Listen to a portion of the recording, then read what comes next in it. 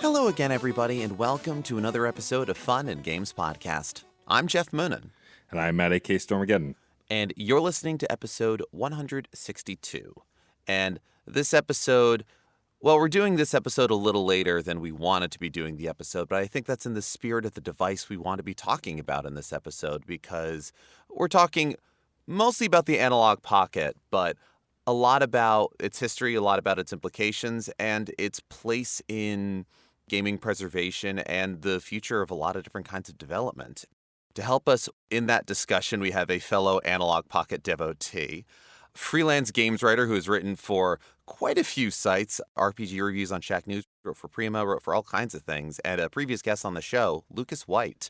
Welcome back. Thank you for having me back. It's good to see you guys again. Yeah, good to have you. It's funny, I remember, I think it was you, Lucas, who after I bought the Analogue Pocket sent me a message like with your receipt saying, "God damn you," or something along those lines, like, this is your fault. I was just like looking at it. I was like, no, I really don't need this, even though it's cool. And then just like the proximity of people who got one got closer and closer and closer, and then I broke. Yeah, right. For those who do not know, Analogue as a company, Analogue, which isn't even a unique company name. There's also a synthesizer manufacturer that uses that same name. But Analogue, as we are talking about them, produce sort of console, not quite reproductions, but not emulation. They use something called FPGA, which we'll talk about more in a moment, to as closely mimic original hardware as possible. And they have made a number of HDMI-capable outputs for the Nintendo, the Super Nintendo, the Sega Genesis, and they've diversified since. I believe they just recently released their Turbo Duo, the TurboGrafx PC Engine reproduction, whatever it is that they have, and they all have fun little names to them. And the Analogue Pocket was their first, and as of now, only handheld that was announced back in October of 2019, when I started checking their website every other day at the slowest until they finally put it on sale. It very quickly sold out.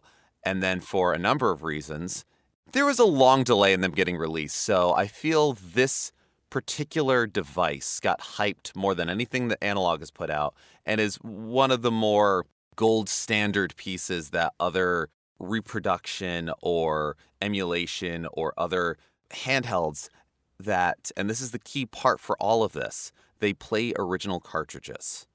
So you can load them up for emulation, SD cards, how a lot of folks have done, even on original hardware way back when. But as a physical video game collector myself, out of the box, I was able to put in any Game Boy, Game Boy Color, Game Boy Advance, and thanks to an extra $30 I spent, any Game Gear games that I owned.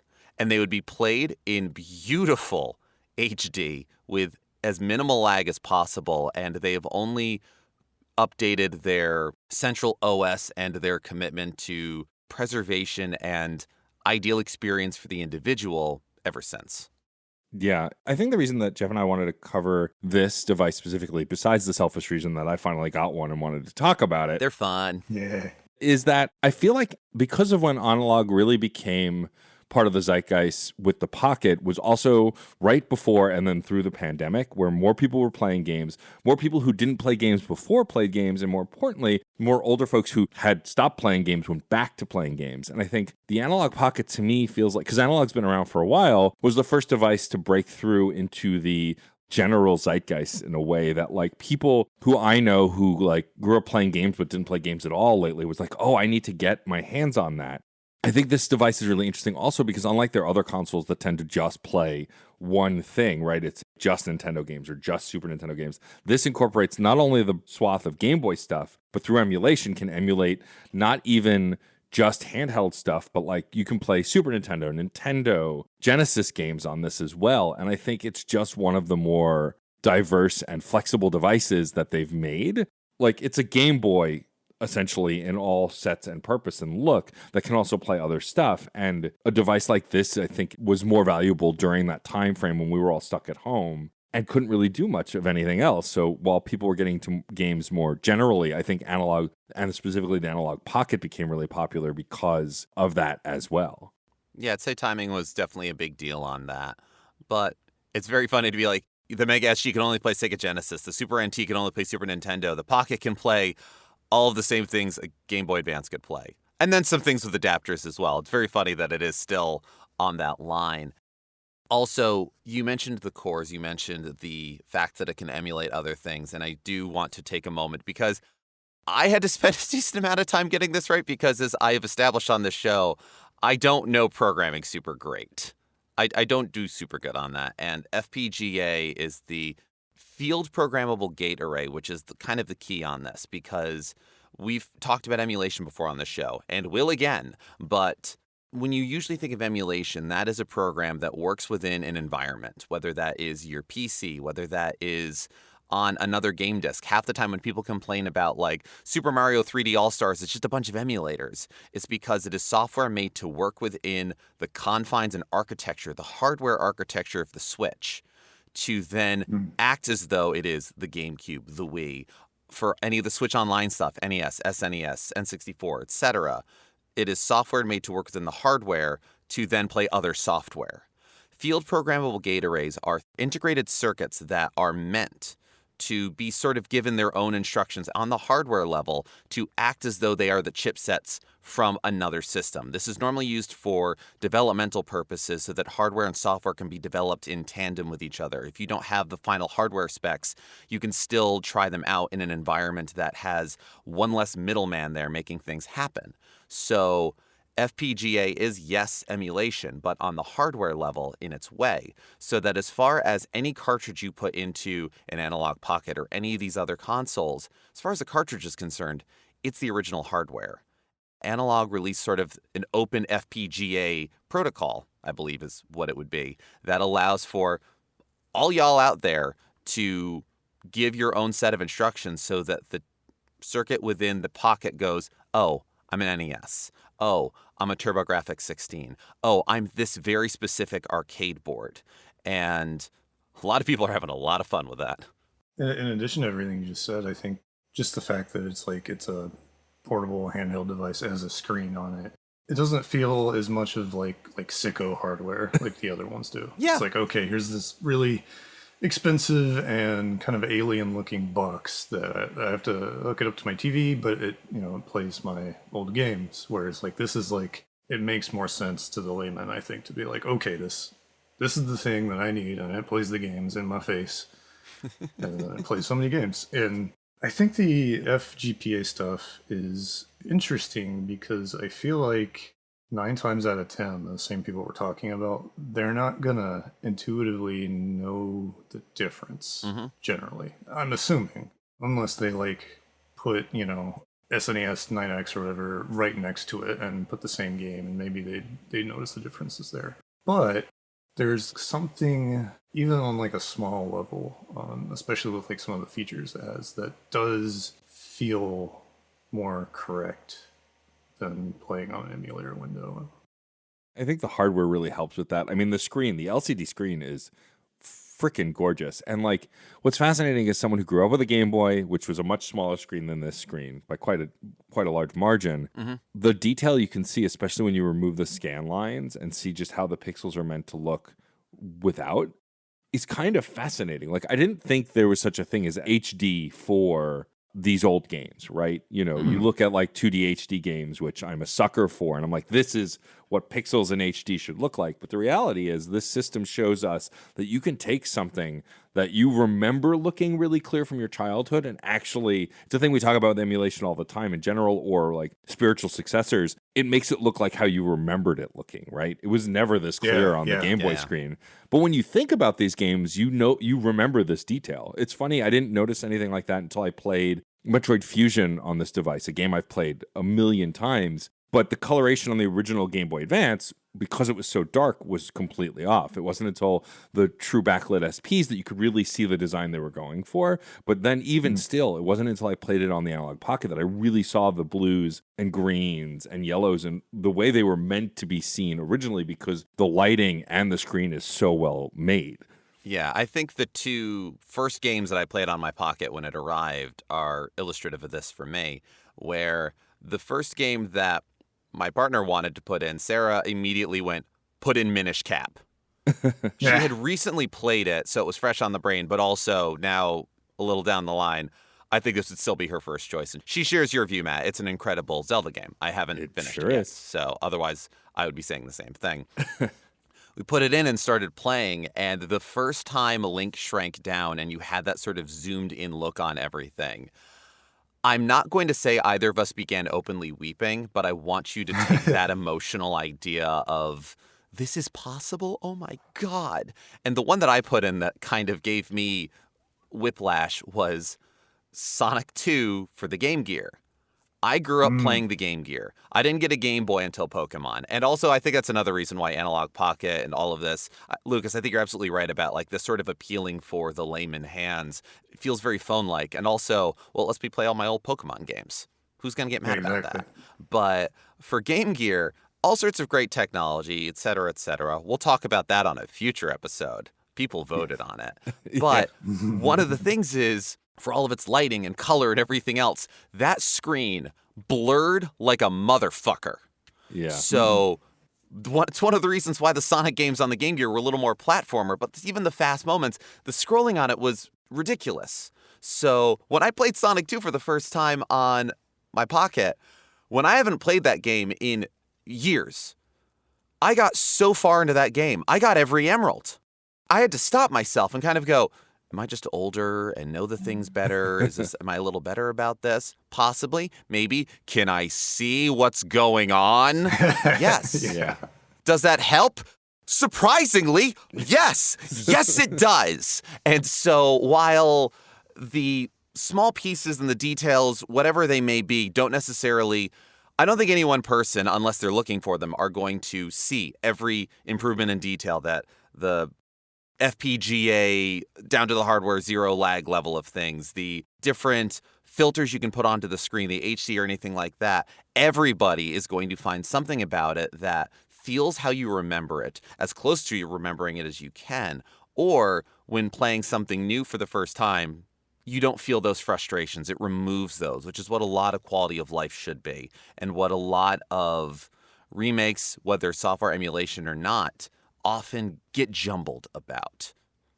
Yeah, I mean, I think talking about the first game you played is really important. I would love for Lucas to tell us the first game he played. For me, I mentioned Metroid Fusion, but there was another game in tandem that I never shut up about on the Game Boy Advance that I had to pop in first. It wasn't the original hardware because I don't have it, so it was the emulated version, but it is Wario Land 4, the greatest platformer ever made. Hyperbole aside, the reason I had to play that one first is I remember it being so graphically and sound-wise so bizarre, right? It's such an anomaly. Wario's always been weird and goes on to be extra weird in WarioWare as well. But there's something about the Wario Land games, especially the fourth one, where they really let the designers kind of do whatever the hell they wanted with Wario. We'll see that continue a little bit in his 3D outings, but there's something about Wario Land 4 that just feels so unique to the Game Boy Advance, but also unique to showing what that device can do. And it was incredible to play it on this because, whenever Wario goes to a different stage, he, jumps through a portal and you see him, flying through and his voice fades. And it's also one of the early times we ever heard Wario's voice. And I just remember how weird this little guy sounded. And that, showed to me how powerful the speakers are, too. The sound system is incredible. And something that really is oh, this device was worth every dollar I spent on it just for this experience alone. I'm curious how other things look. Was there a game that really stood out to you, Lucas, as I have to try this one first? I think mine was just kind of happenstance for what I had at the time. So I had to part with most of my collection before I got this thing. But I did stubbornly hold on to a few things. And, if you know me, it's obvious that I have a stack of Dragon Quest and Final Fantasy Legend games. Yeah, sure. Hell yeah. So I started with Final Fantasy Legend 2, and I didn't really have any particular nostalgia attached to that. But where mine came in, I think is the other kind of secret sauce for this thing, which is those visual filters. Yeah. I can't think of any other emulator I've played on where you could replicate the gray space that the Game Boy Pocket screen has, but so clear and big. Not to skip ahead or anything, but I think the first game I was really gung-ho about for like nostalgia was when the cores opened up a little more recently. I played Mickey Mouse Magic Wands. It was like a random game I had as a kid, and I immediately flipped on the Game Boy Pocket filter because that's what I had. And it was just like what you were saying before, like the game looks how I remember it looking. This device is the only thing that can do that. It was really cool. The thing that blew my mind about this device, and I think I messaged Geoff immediately after doing it, I have a EverDrive, which was the way I was emulating a lot of the GBA stuff, and I still am for the moment because I have it. So I want to use that for the GBA stuff. And like in my brain, I'm like, all right, I'm using the EverDrive. It's a great little device. I'm playing Wario Land 4. Well, it says in the shortcut guide that you can save state by holding the menu button and pressing up on the D-pad. And so I was like, you can save state a cartridge? Like I assumed you could save state the emulators, but then putting in the cartridge and like being able to save state, I was like, oh my God. And so I immediately pulled the EverDrive out and put in my copy of Pokemon Yellow, which is the only hard copy of Pokemon I still have. And I was like, there's no way this works. It can't do that. And so I played a bunch of Pokemon Yellow and then I save stated it and it worked. And I went, what is this wizardry? And I remember freaking out to Geoff because I'm like, I understand you can save state on computers when everything's files within other files, but save stating on an actual cartridge, how does that work? And to this point, I still don't quite know how it works, but it's astonishing to me that this hardware can do that because it just didn't seem like a thing you could ever do with hardware. I imagine someone far more learned than I can give a very succinct explanation for why. I would imagine it's just saving a certain set of directions and going, the game going, where am I? And they go, here. Yeah. But I got to really engage with the save states with Pokemon not that long ago. I got to really make the Safari Zone my bitch. I caught so many chances, but then I was made the Safari Zone's bitch in that none of them had a lucky egg. And now I had about 12.5 chances, and I was running out of different types of cheeses to name them because this was my mania at the time. But I still have those chances. So there's that. You could save state it right when you encounter them and be like, well, that didn't work. All right, load. That didn't work. Load. That didn't work. It's kind of remarkable what that can do. And I think one of the other facets on this, because we've all sort of mentioned the idea of getting to connect with games and gaming experiences from our past. And something that often comes up and something that I often run into in terms of gaming history or trying to piece together collection stuff or just trying to find old experiences to give them context. There are a lot of corners that often get forgotten. One of the big complaints or big criticisms of the way that Nintendo has preserved its history over the years, actually most companies, but Nintendo is a paramount one, is things get lost. How many games can Nintendo Switch Online do right now? I actually don't have that number, but it's a good amount. And one would argue it's a great value of the games you could play, everything else. None of them are anywhere close to the complete libraries. And something like this allows for people to play as much of the library as they can get their hands on. Not only that, to Lucas's point before about how Analogue's previous outings were single console with some exceptions. I mean, their Sega Genesis console also got adapters to play Master System.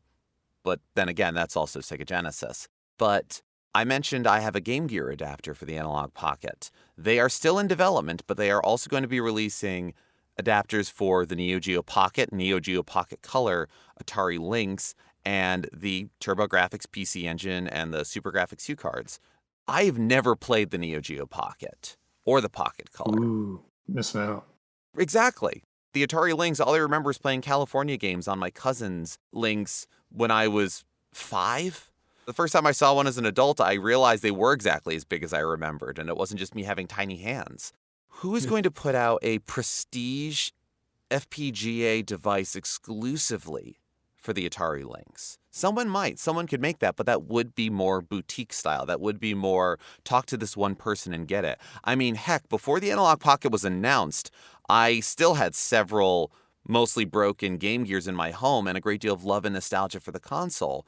But my best option was shipping the thing out because the last time I did any soldering was college. Trying to fix up my Game Gear was not going to be my first project. So be shipping the thing out, getting the screen replaced, getting all these other pieces done to it, and spending well over $200, then shipping happens. The Analogue Pocket was announced, and for around the same price, a device came to my home that could play all of those games, and I could re-engage with a corner of gaming that I didn't think I'd be able to get this kind of experience with again. All the Game Boy stuff is great, and I also do want to talk about what this has meant for modern development. But as far as something that allows me to kind of play a more off the beaten path part, not just forgotten games on the Game Boy, but almost forgotten consoles, forgotten systems, that value for me can't be overstated. Definitely. It intersects with the biggest bummer, unfortunately, which is like around the same time this came out, secondhand prices skyrocketed. Oh, yeah. And they still haven't really come down yet, from what I can tell. So your Neo Geo games are going to be, there's going to be an entry fee there. Mm-hmm. But to your point, it's awesome. It's something you can even do.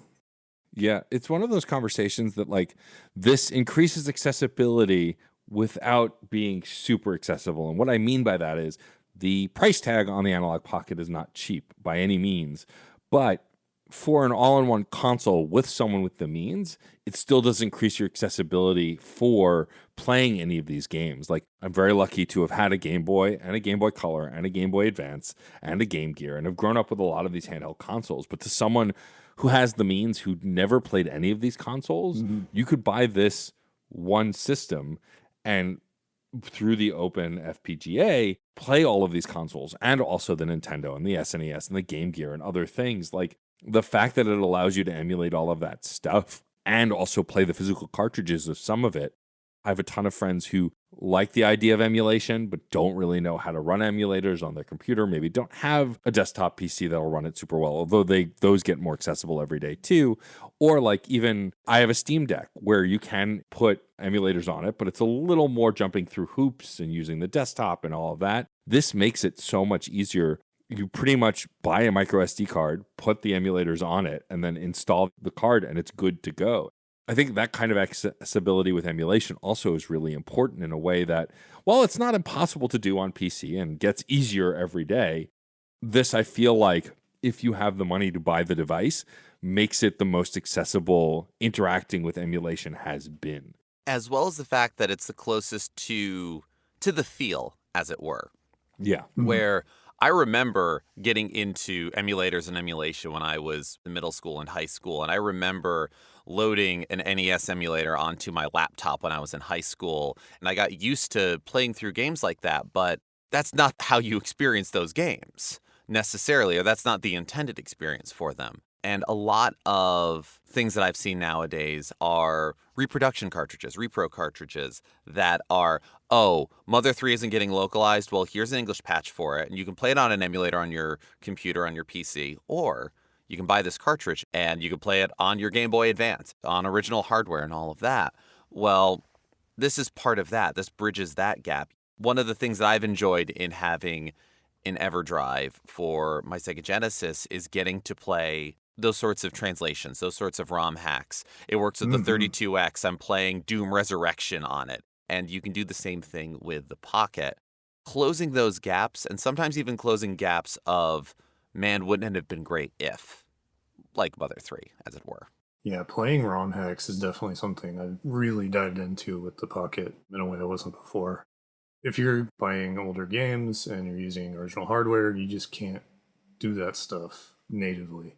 Devices that can do it, like your Retrons or whatever, it'll like rip the ROM off of the cartridge and then it'll run your game patch and it kind of smashes them together, and that works. But at the end of the day, there's that thing in your head telling you that, oh, this thing just ripped the ROM out of the cartridge and I'm not actually playing it. This one, you kind of have your cake and eat it too, and you can just pull up, you're like, oh, here's my colorized Metroid 2, or here's my completely relocalized Breath of Fire, and I'm playing it on something that looks and feels like a real piece of hardware. I think also one thing that I wanted to talk about, because it's a handheld device, is really important to me, is the battery life. I think what's really astonishing to this device, not just the battery life, how long you can play the device in a row, like continuously.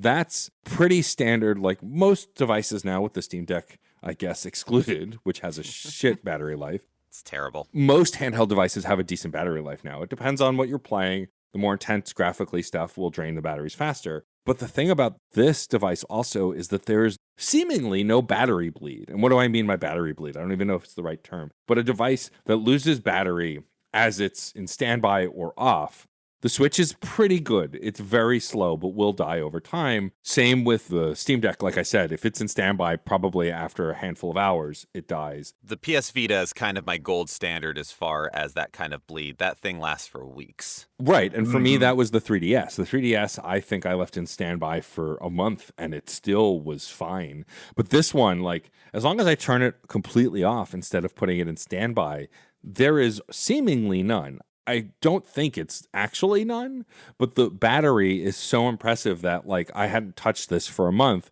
and it was still at 98% battery or something like that. And that's really important to a handheld device that I'm not going to play every single day. When I feel the urge to play it and can turn it back on, it's happened many times with the Steam Deck. I love the Steam Deck, but like getting gifted a indie game and like, oh, I'm going to go play that on the Steam Deck and then go turn it on and it's like at 1% and I go, oh, I guess I got to charge it first. And then I get distracted and then I don't go back to it. Like with this device, every time I turn it on, I can play it. There's rarely been a time where I turn it on and I'm like, oh, battery's out, got to charge it first.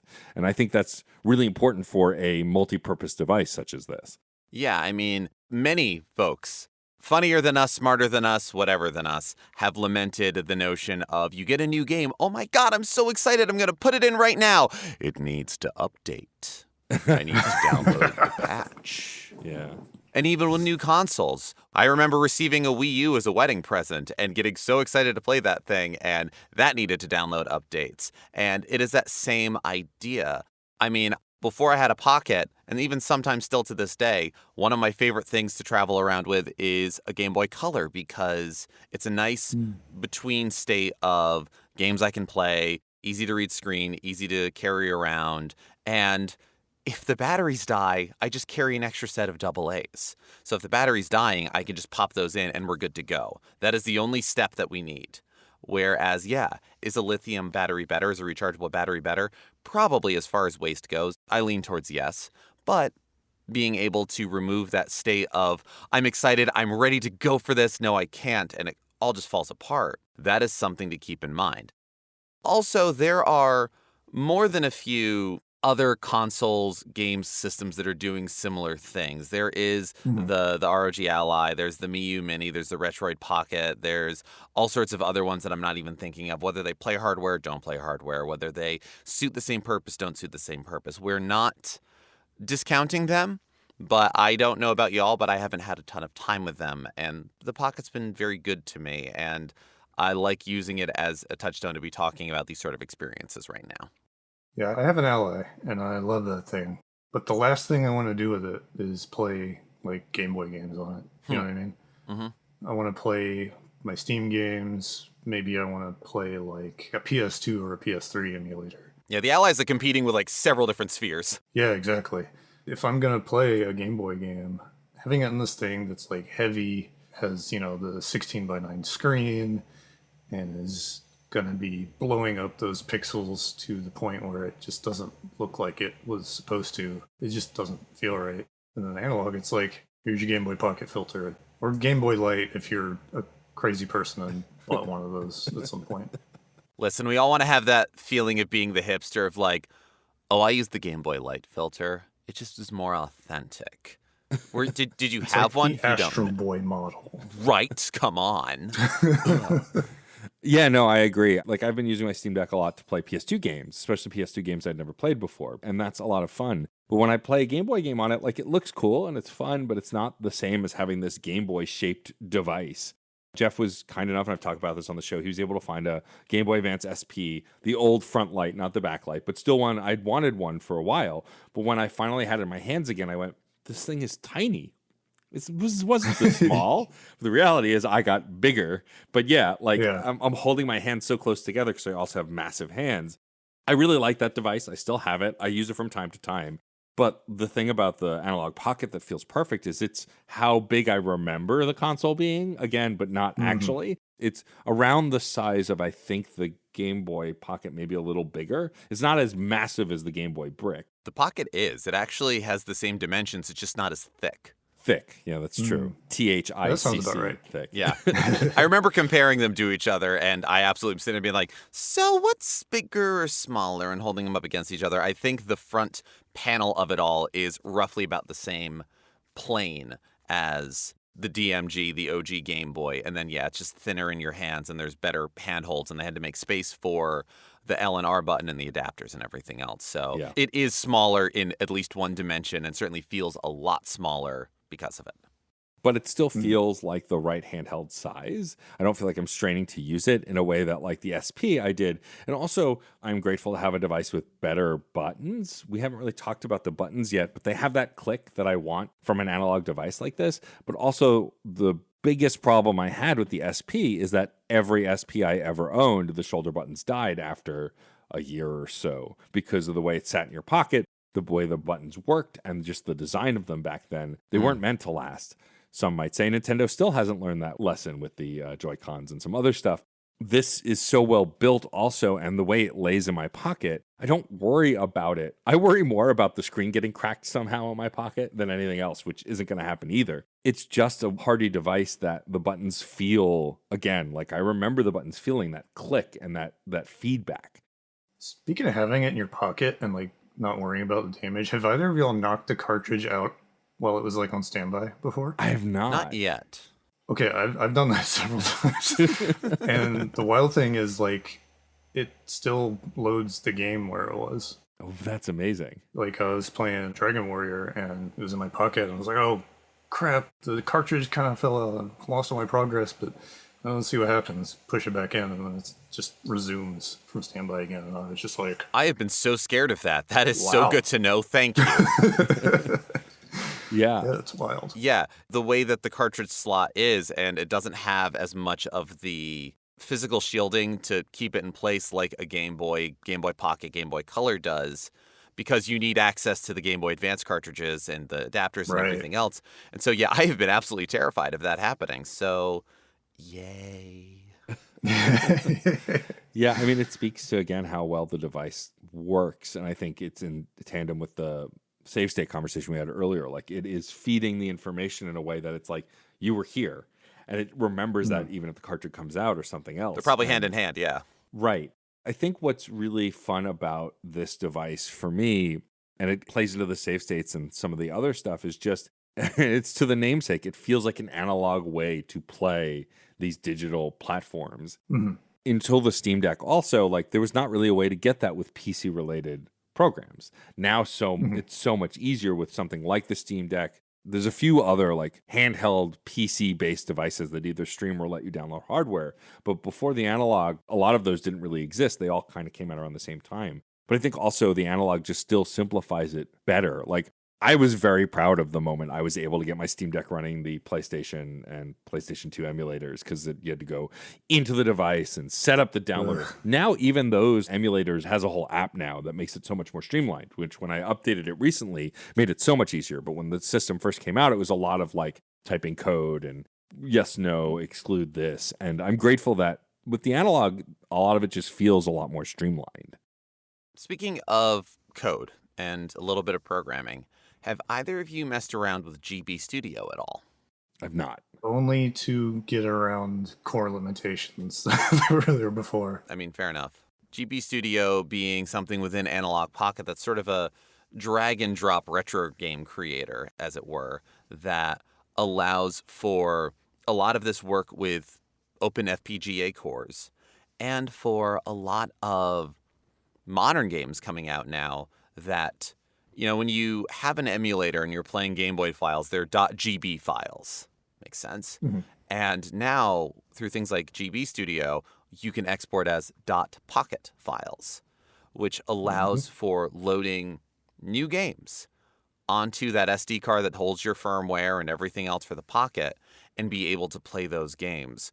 Going to itch.io and finding indie games that are designed from the ground up to be Game Boy games is absolutely incredible. And while I do prefer to collect physically, even for newer games like that, and a lot of them do have physical releases, so now I actually have some Game Boy games in box, it's wild, but sometimes the price difference is wild, and maybe I will play the pocket file first and then buy the physical one, or just pay the money for the pocket one and save everyone the manufacturing costs. But there are a lot of developments going on with that. I mean, not just going to find those things. I am a subscriber to Indiepocalypse on itch, which is a monthly indie game anthology sort of zine. This month's issue, as well as a few others, a lot of them have .pocket files. They work on in browser or whatever else, but ones that you can load onto your Analogue Pocket. There's no physical cartridge necessarily, but it's not emulation in the sense of, oh, you're stealing money from a defunct studio from 30 years ago, but legal argument's gone. You're buying it from the developer. You're stealing from eBay sellers. How dare you? Yeah, you're stealing from scalpers, really. And I find that victimless, personally. But you are able to have those things go. And this throws an interesting wrench into the flat circle of time that is retro game collection in modern and retro and everything else, where I can't think of many major consoles or systems from our past that aren't getting some new development on them from just enthusiasts going on. And that's another area where, yeah, when I run into this and why I was talking about the adapters and why those dark corners are still good to explore.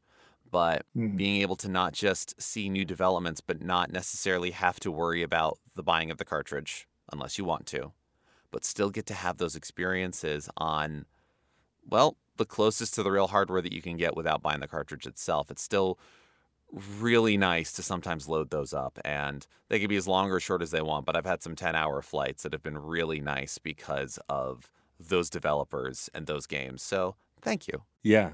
You can play Grimace's Birthday the day it was made to be played. Damn right.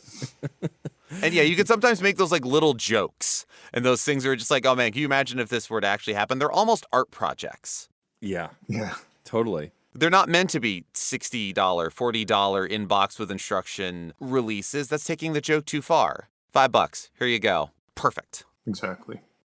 To the point about this kind of being open for developers, there's also the Nano Loop on there. Yes. Game Boy has a long history of being used by like chiptune composers and like indie music scenes using like a program like Fruity Loops that basically like lets you in the Game Boy itself compose music. I'm personally a Little Sound DJ, LSDJ devotee. Yeah, and all of these use LSDJ, yeah, they use the chips within, in much the same way that FPGA emulates the circuitry and the chips. All of the software utilizes the distinct sound chips within those devices to get these cool sounds. So you've got Analogue even acknowledging like that side of culture around it is just really cool. Fun fact, both our main theme for the show and side quest themes were both composed by Geoff on a program like that. It was in fact LSDJ. Oh, yes. that's dope. Yeah. So both of our theme songs were composed by Geoff using that exact kind of hardware. And it's funny, you mentioned, Geoff, like these new games that are wholly original having the ability to be played on a Game Boy. The irony also now is I, for the first time in a long time, am looking forward to an old game getting a new release. Anyone who listens to this podcast knows that Geoff and I are diehard Way Forward fans, and Way Forward is going back and resurrecting the incompleted Game Boy Advance Shantae game that got skipped over because development was running too long. They were ready to move on to the next thing. They couldn't finish it, funding, whatever. They're going back and completing that game, which is also a hole in the narrative of Shantae. Now, Shantae's narrative is not so intense that you'll be lost without that game. But there is a clear gap. There are friendships and stuff that you're like, wait, when did these characters meet? How did this happen? It jumps, and we're going to get that long-lost game. And not only get that long-lost game, but we're going to get not only the digital version on all modern platforms, as Way Forward does, but they have announced that they don't know a timeline yet, but they are going to produce, with limited run, actual Game Boy Advance cartridges. So now I have a device that I can play a new Game Boy Advance game of one of my favorite franchises. And that just doesn't seem like it was possible. And to be able to do that is so exciting. And as these things continue to get more advanced and we get more of them, would other developers go that route? Because tons of developers that are still around now make tons of great stuff in those spaces that they've moved on from that maybe they could go back to. I mean, more than a few of those Game Boy Color games that are on my shelf that are newer and still in box, I bought through limited run. And so distributors like that are definitely going to be a piece of it. There's others that independently do it, and I think there's that possibility. And if nothing else, it's reaching across the gap, as it were, for connecting with history and connecting with those old games while removing... Look, the Analog Pocket, as of right now, if you want to buy it on their website, it is $220. That is not cheap. That is not easy. And there is definitely, yes, there are 3 Analog Pocket owners on this call right now, and that feels very elitist. It is still doing the job of a lot of different systems and a lot of different possibilities.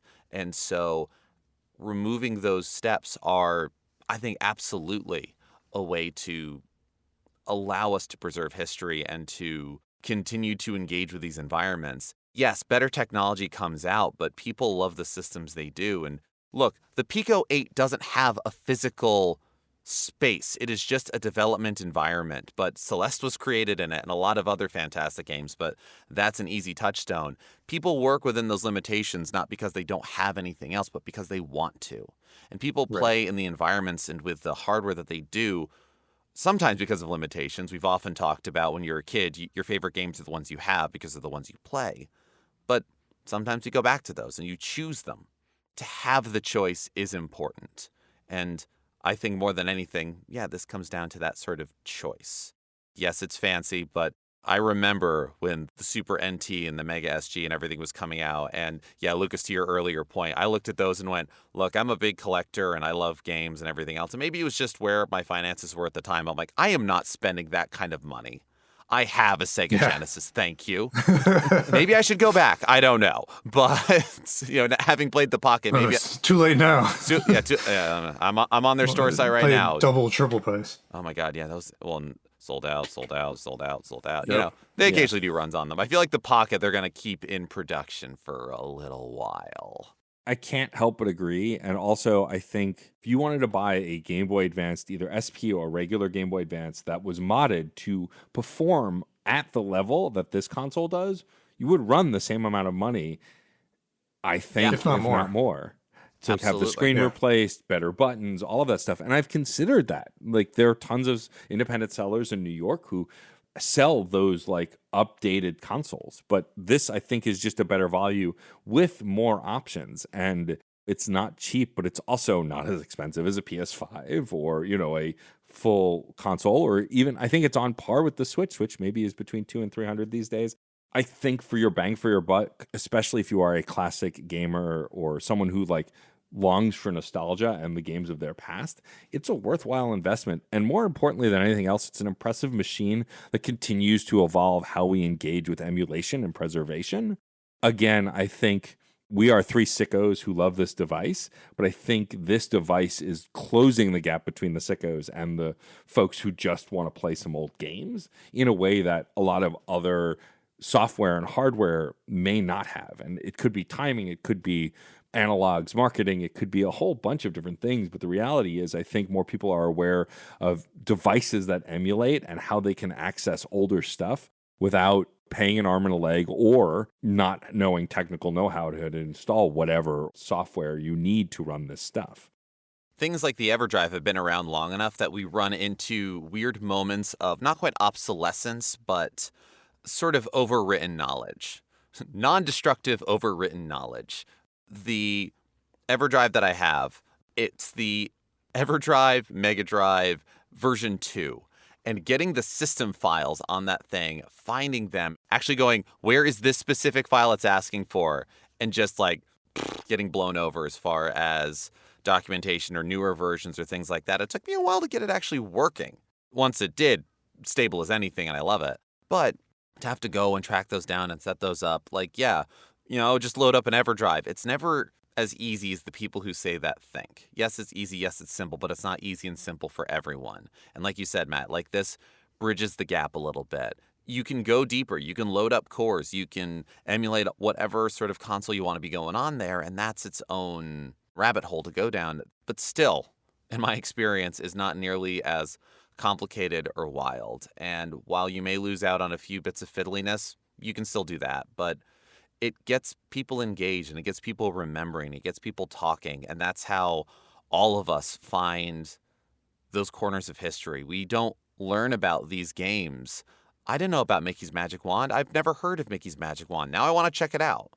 Like, whether it's just for your nostalgia, Lucas, I want to see the game that wee baby Lucas really liked playing and deciding for myself. And I wouldn't have known unless we talked about it. And people don't talk about these things unless they remember. Exactly. Matt mentioned timing, and I think another really important point with your like analog, with your EverDrive, or with your ROMs, your cartridges. For listeners, I'm holding one now. This is a time bomb. This thing is only gonna function for so much longer, and the more time passes, the more likely that's gonna be, no matter how good you take care of it. Mm-hmm. So having devices like the Pocket and the EverDrives preserve the closest thing you're gonna get to having the actual game, going forward. Not gonna be able to just buy a cartridge off eBay and expect it to work. Probably sooner than later. I mean, there are tons of cartridges too, depending on who made them and how they were made, that fail sooner also. Yeah. I know a lot of the Bubsy games, the way Accolade made those cartridges, those kind of knockoff Sega Genesis cartridges, their data was failing faster than the main Sega Genesis, because I played Bubsy on Sega Genesis, the main Sega Genesis cartridges made by the first party stuff. And I think that that's also one of the greatest things about having this digital access to this stuff, is preserving that. And like, as we talked about on our preservation episode with Vim, yes, I would love to have the physical stuff forever. Lucas makes a great point. The physical stuff forever won't even last. Discs also have a failure rate. As we go on, the failure rate gets more likely. Right. The older cartridges, definitely, there are tons of Super Nintendo cartridges that I had that like had tons of saved games on that now are blank because the battery that held that saved data died, and so the save data died. A device like this allowing you to preserve that with save states and other things, I think, is also radically important. Look, if Analogue tomorrow released a device that played Nintendo, Super Nintendo, and N64 games all in one device, I would probably also consider buying that, right? The individual devices are costly and also now not always available, but I think for me, as someone who doesn't collect anymore, like Lucas, has sold a lot of my collection, but still has small amounts of things and is trying to repurchase things that I think are valuable to me, buying one system that plays one kind of game will never hold value to me because I don't have enough games. But if they can also emulate those games, that makes it infinitely more valuable because I can gain access to those games that are otherwise lost to time. Like, yes, do I still always want to buy a game and support those developers? Absolutely. But when it's a 80-year-old video game or 60-year-old video game or whatever it is, like the developers of some of my Atari favorites probably aren't going to see a dime even if they re-released it. I don't know. Atari's still around, so who knows? And they are interfacing with their history. They're probably dead. They are probably dead. They are probably dead, though, yes. But like, it's one of those things where like the new Shantae game that's going to come out, I want to buy that. I'll emulate it if that's the way I have to play it, but I want to buy that physical cartridge because I want to support that studio. I want to pay that extra money. But like Game Freak, who made Mendel Palace, me buying a new Nintendo copy of Mendel Palace, which there is no such thing, it'll probably be some kind of repo or used version, Game Freak is not seeing a dime of that.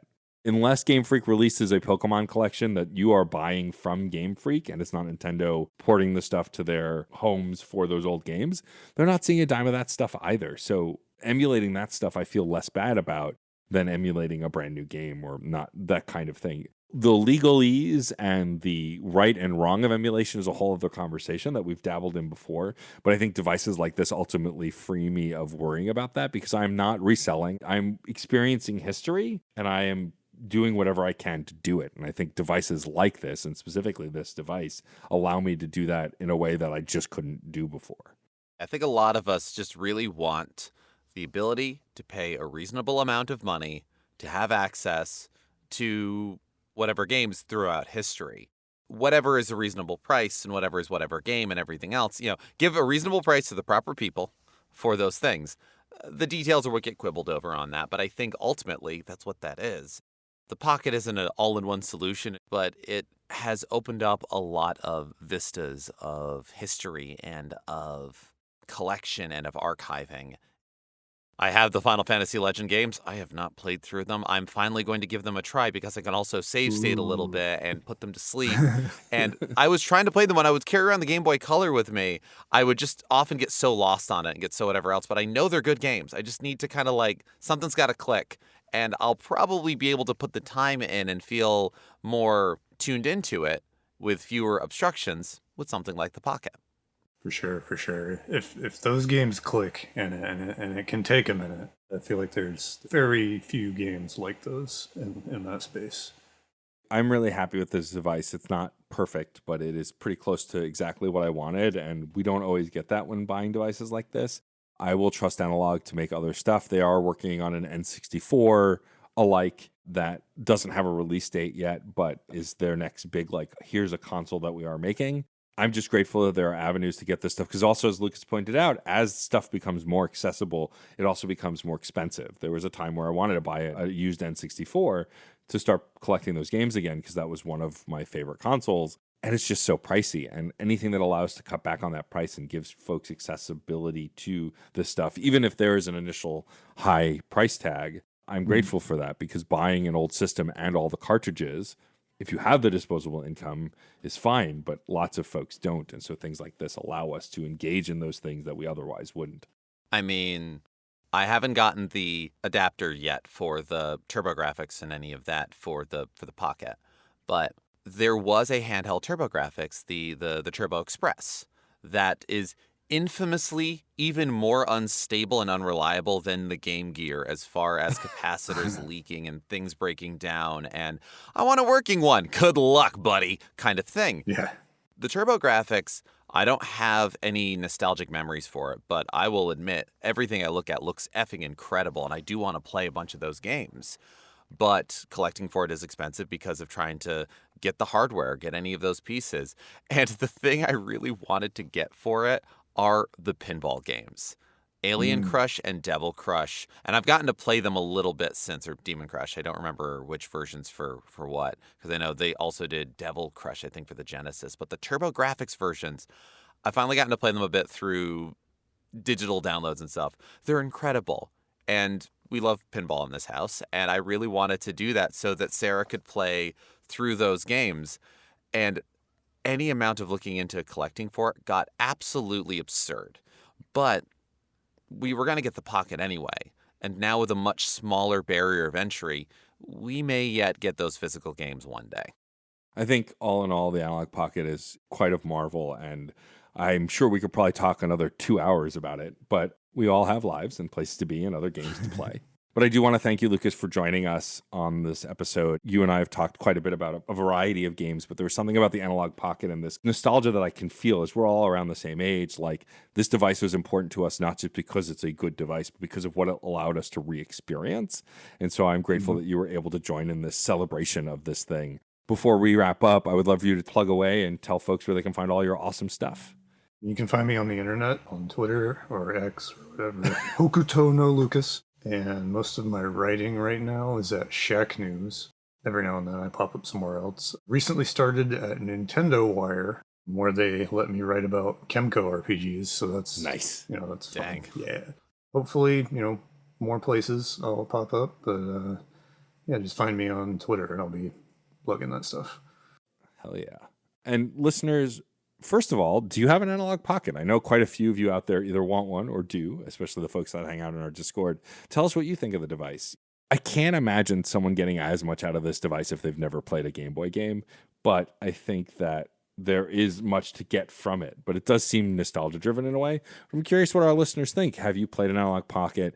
Do you have one? Do you want one? If you don't want one, why? If you do, why? I think it's important to see all perspectives for this. And we are a little rose-colored glasses with this device, as we all seem to pretty much love it. And so I'm curious what the listeners think as well. Yeah, and if you don't want the Pocket or have something else, what are your alternatives? What are your ways of engaging with cartridge-based, digital-based, with your gaming past and with the gaming landscape of this sort of looking back to move forward that's going on that I don't necessarily think is a bad thing, but do you? Do you think it's a great thing? What games are you excited about to be playing in pea green and shades of gray somewhere? We want to hear about all of that. So please get in touch with us. There's so many great ways to reach out. We are Fun and Games Pod across any social media platform we're on. You can email us at funandgamespod@gmail.com. Let us know what you thought of this episode, what you thought of previous episodes, what you'd like us to talk about, and who you'd like us to talk with on future episodes. If you're interested in doing a side quest episode, reach out to us on our Gmail. Talk to us on our Discord server. If you go to certainpov.com, you can find a permanent invite link to the Discord server, as well as a lot of other fantastic Certain POV shows. We have a lot of discussions about this, and this is how we know a lot of who does or doesn't want an analog pocket there. If you want to check out these episodes and see anything else we're working on all in one place, you can go to our Patreon, patreon.com/funandgamespod. You don't have to pledge any money to get access to most of what we're putting out there, but we do appreciate those with the means and desire to do so, especially those up on the high scoreboard. And today, the high scoreboard is Alex Lavelle, Case Aiken, Daniel Neiden, Roger Reichart, Alejandro Alves, Curly Bright, Film It Yourself, Patrick Edwards, Robert Prine, and Sean Bowen. Thank you so much for your support. Please enter your initials, hold the analog button, and then enter the Konami code, and it should get to the high score screen, and it will actually hold on until the battery dies, which we don't know when that's going to be. Could be any moment, or in 10 years. Also, of course, rate and review us on your podcast platform of choice. The preference, of course, is Apple Podcasts and Spotify, as that gets us great visibility and grow this community. But really, any platform that allows you to rate and review, hit us with one. Takes a few minutes, and it's really the most helpful thing you can do for any independent podcaster. We love hearing from all of y'all. I guess we can start talking about, now that we're in 2024, Geoff and I will be at PAX East. I believe, Lucas, you will as well. Yeah. Hell yeah. So if you want to see all three of us, and you're going to be in the Boston area, PAX East is happening in March, and we're all excited to be there. Geoff and I are going to be doing our usual coverage of a bunch of different cool games, interviews. We'll be walking the floor, so if you're going to be around, definitely check us out. And as always, we'll have a fun episode afterwards about all the stuff that we did and all the things we played. Looking forward to all of it, and looking forward to hearing from all of you in whatever way you want to reach out about the games you love and the things you want to talk about, because this is a conversation. Thank you for being a part of it. I'm Geoff Moonen. And I'm Matt, a.k.a. Stormageddon. And happy gaming. Hey. Oh, hey, Geoff. What's going on, guys? Oh, talking about Superman. Oh, cool. I could talk about Superman. I could talk some more about Superman. We know. I'll bet a few people would want to get in on this. I'm down. You know it. That sounds like fun. I'll do it. Cool, let's do it. We can call the show Men of Steel. And you can find it at certainpov.com. Or wherever you get your podcasts. Yay. CPOV. Certainpov.com.